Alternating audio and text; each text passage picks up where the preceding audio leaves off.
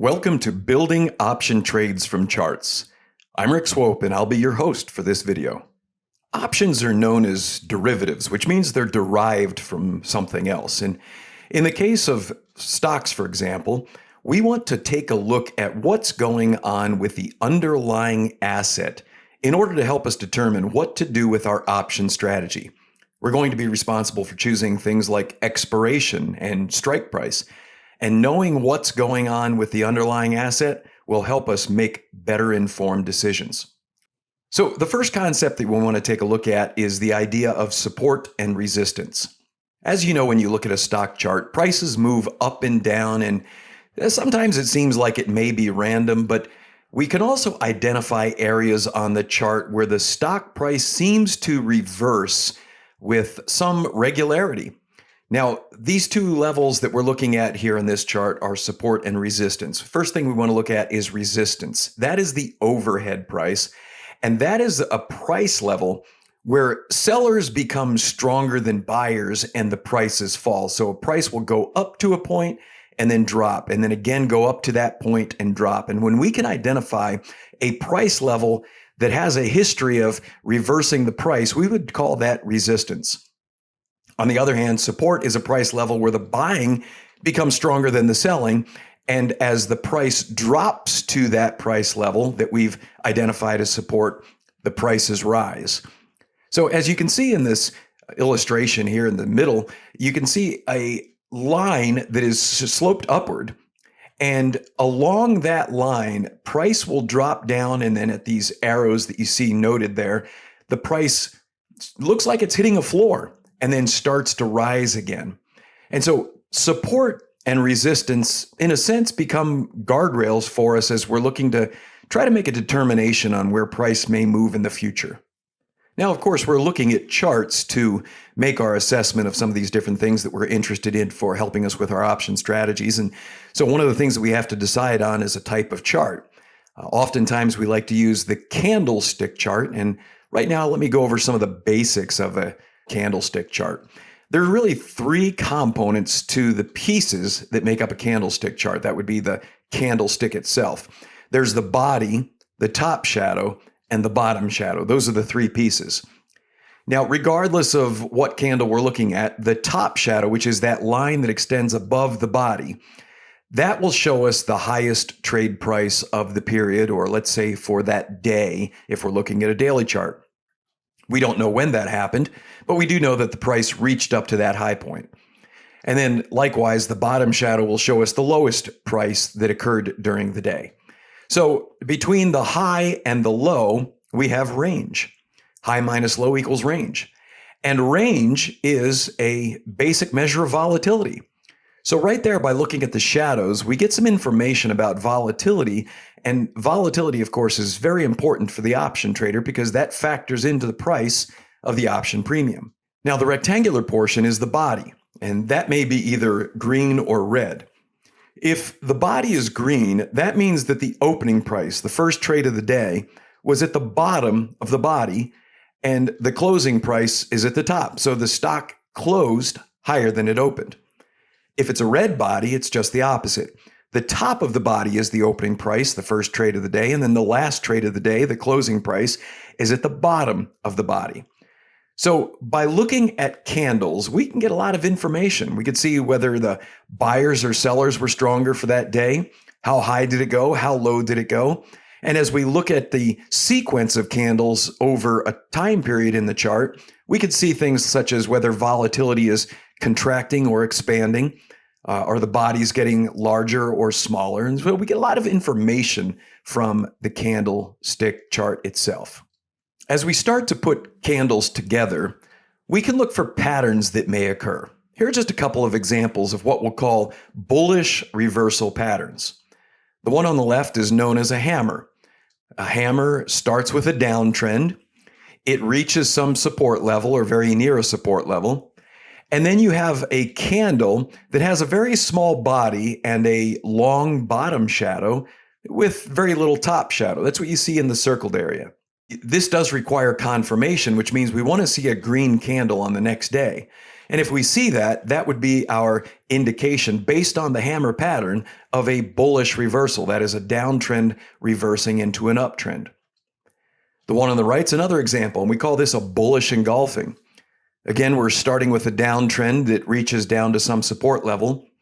This time what we see is a red candle that is followed by a green candle, and that green candle fully engulfs the previous day red candle. You can see that inside the circle there.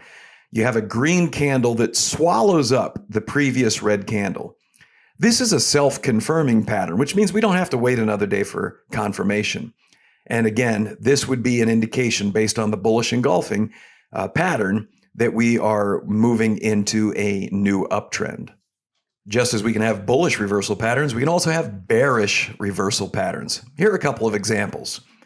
The first one on the left is the bearish engulfing, and it's similar to the bullish engulfing in the sense that you have two candles, but in this case, the second candle is a red candle, which fully engulfs the previous day's green candle. So we have an uptrend that moves up toward resistance. Then we have a green candle near that resistance level, followed by a red candle, which completely engulfs the previous day's green candle. And that being a self-confirming pattern, we then look for the downtrend to begin afterward. To the right, we see the shooting star. This one begins with an uptrend. We need that in order to have a bearish reversal. We have the candle approaching a resistance level, and this time the body is a small body with a long top shadow. That's what we see right there in the center of that circle.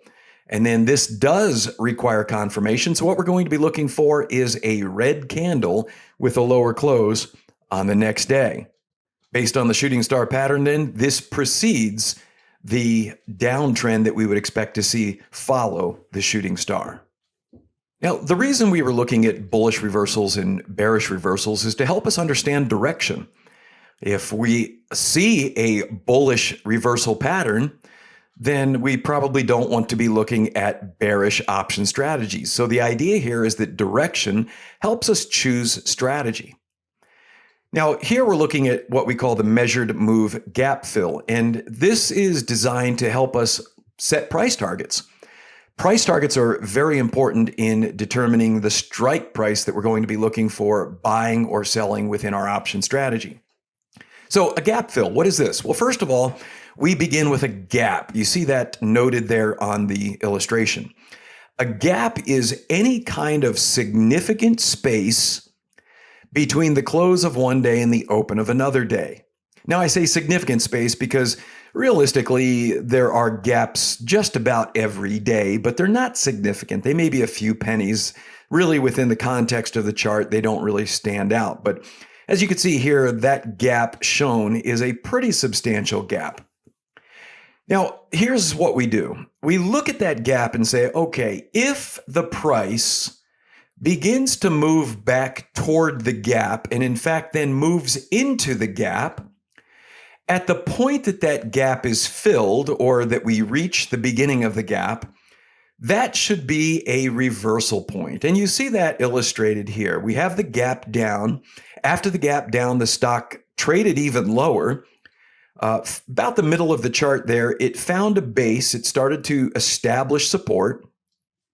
And then about 2/3 of the way across the chart, we begin to move up. And then as we move up, the price moves into the gap and fills the gap.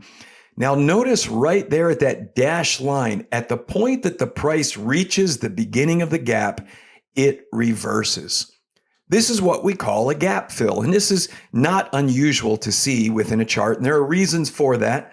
But nevertheless, we just understand that by looking at a gap and seeing price moving toward that gap, we would anticipate that the stock would turn around upon reaching the gap fill. Of course, it's not guaranteed, but we do use that to help us make a price determination. Another way that we could use a measured move for projecting price targets is with what we call the double bottom pattern, or the W reversal. The double pattern is something that occurs at a support or at a base level, and it takes its name from the fact that it's shaped as a W. The price moves down and finds an initial support level.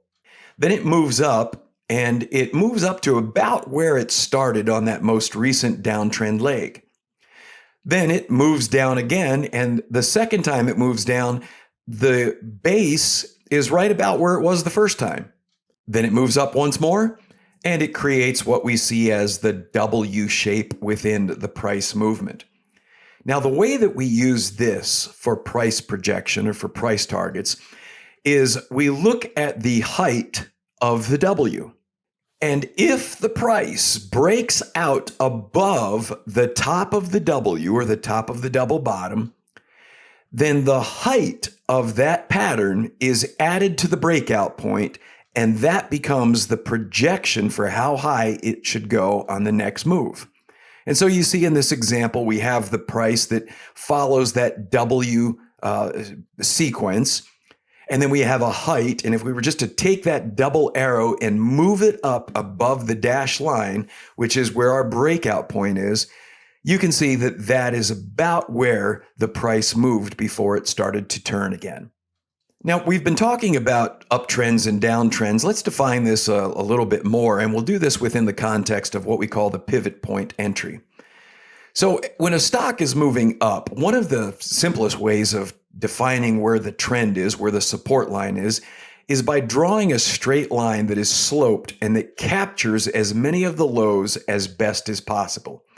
Now, we recognize that those lows aren't going to be exact. Some of them will be a little bit above that line, some a little bit below, but we're going for what we call best fit here. Where is that line that captures those lows with the best fit possible? And this line that you see, the dashed line is drawn on here, and you can see the arrows note areas that would be confirmation for support. And again, even though some of them don't go exactly down to that line, it's a pretty good representation of where that upslope is. Now, at each of those points, we see that the price drops down and then moves up, drops down, moves up. It's like a ball bouncing on a floor. And each time it drops and bounces up, it forms roughly a V shape, down and up. And that is what we refer to as a pivot point. It is moving down and it pivots and starts to move up. And we're going to look at the pivot as a way to help us understand entry. And again, the idea here is building option trades. So if we were bullish on one of these pivots, just a simple example is maybe instead of buying the stock, that's where we would consider buying a call option. Now, besides a straight line, another way to identify an upslope support line is with a moving average. Moving averages are technical indicators that are used when a stock is trending, either up or down. In this case, we're looking at an uptrend. And for this example, we use a 50-day simple moving average, or SMA. And when a stock is moving higher, mathematically, the price will lead the moving average. So in an uptrend, we would expect to see the moving average holding below the price and acting as support. And you can see it on the arrows noted here that in this example, the price comes down to near or at that moving average support line and then bounces up. We get the pivot. And it does this several times. And in fact, we would expect to see this happen as long as the price remains in an uptrend. Of course, at some point, the price is very likely to go sideways or even break lower. And in that situation, we would leave this behind and find another tool to help us. But as long as the uptrend continues, a moving average is one consideration that you might use for support in an uptrend. For the pivot, we like to see a green candle follow the drop down to the support line. So we have the drop down, we get a little bit of movement up, a green candle. That's a good indication for us that that might be a place to consider taking a long position. How would we protect ourselves using this information? Whether we were trading the stock directly or trading an option, well, if the price were to fall below that moving average, that was the reason that we took the long position. And if it falls below, then that should be the reason that we get out. So by identifying a support level, whether it's a straight line as we saw in the previous illustration or a moving average as we see here, that is our reason for entering the position. And when that breaks, that should be our reason for exiting the position. Let's take a look at an example using a stock chart for Caterpillar. And of course, this is for illustrative purposes only. This is certainly not a recommendation. But you see here we have identified the uptrend and we're using the moving average as support. Where the arrow is noted there with prices drop down and we've got just what we're looking for, a nice green candle that follows that and it starts to move back up. And at that point, the price is about $155. And we could say, for example, take a 100 share position and that would cost us $15,500. That's just 155 multiplied by 100. Now, the thing about this, if we were to take long shares, is we've set our max loss at the amount of capital that we've put into this trade, which is $15,500. It could theoretically go to zero, though we certainly wouldn't expect that, but we have to use that as our calculation number.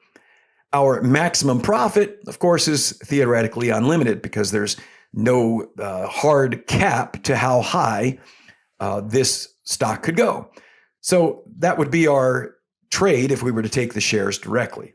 An alternative would be to buy a long call.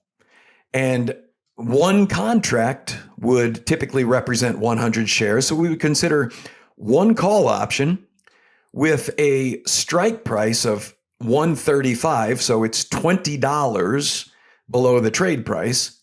And if we were to pick, say, 127 days to expiration, we may buy that for about $25 per share.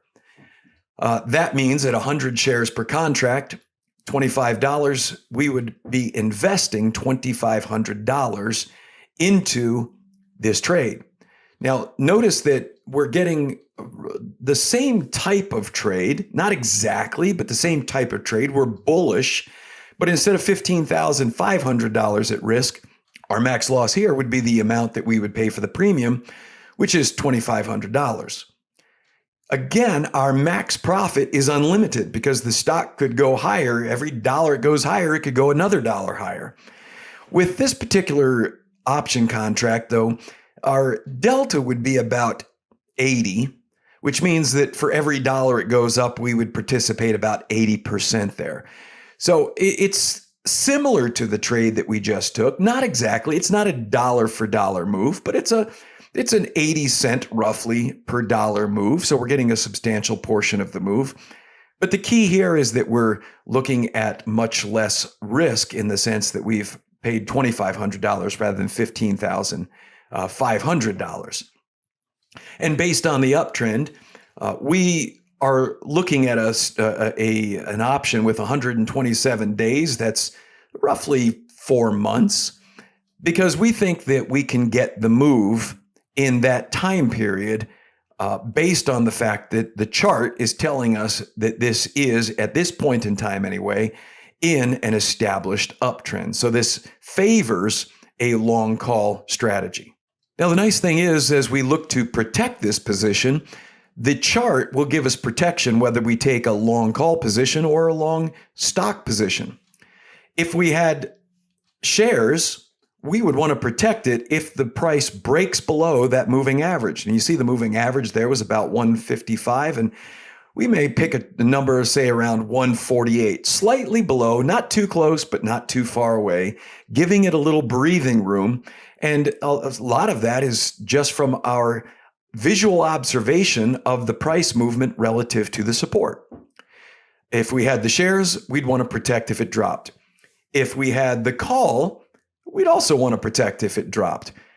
I mean, you could look at that and say, well, I could let it go and take the chance of losing $2,500, but there's really no reason. If it begins to break, while you're not exposed to as much loss as you have in the shares, you're still looking at $2,500. And so you can use this stop that we've identified at 148. Watching the chart, you can use that to help you decide when to sell the call and try to recoup some of the value that you have there. Because remember, at 135 as your strike price, even at 148, you've got $13 of intrinsic value. And depending on when this happens, you'd have a little time value as well.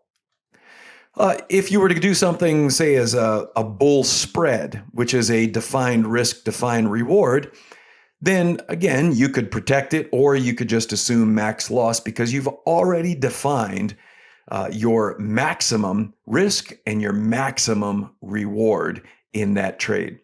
But the point that we want to drive home with this example is all of this is predicated on an analysis of the chart.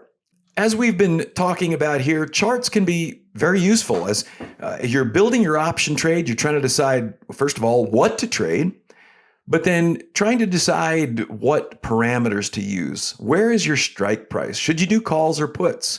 How long do you go with the expiration? All of these are things that you may get good guidance from the charts.